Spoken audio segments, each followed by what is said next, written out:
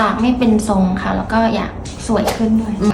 โอเคที่เห็นด้วยนะครับมันจะมีความหนานิดนึงแต่ว่าผมว่าไม่ได้หนาเยอะนะครับผมวันนี้ผมเท่าที่ดูก็คือถ้าลดไซส์ก็น่าจะประมาณสัก 20% น้องลิลลี่ขอดูทรงนิดนึงขออนุญาตนะครับดูว่ามันเข้าหรือเปล่าอันนี้เปลี่ยนครับเปลี่ยนหน้าเปลี่ยนมันจะมีความหวานนะครับแล้วก็ดูมีแบบมีมิติคือหน้าสิ่งที่จะต่างกันนิดนึงเลยก็คือตัวปีกจะบางกว่าเขานิดนึงคือนี้ครับปากเนี่ยมันต้องรวบเนื้อมาตรงกลางนะครับถ้าตรงกลางเราอยากได้เลเวลประมาณเนี้ยตัวปีกมันจะบางกว่าเขานิดนึงโอเคไหมครับเรียกได้น้อยไปนิดนึงนะคะอ๋อโอเคถ้างั้นเยี่ยมครับงั้นเดี๋ยวผมทำปีกใกล้ๆอันนี้แต่ผมมาลดเลเวลของทรงลงดีกว่าอันนี้ผมเห็นด้วยงั้นทรงจะซอฟธรรมชาติกว่านี้สัก 10% แต่ว่า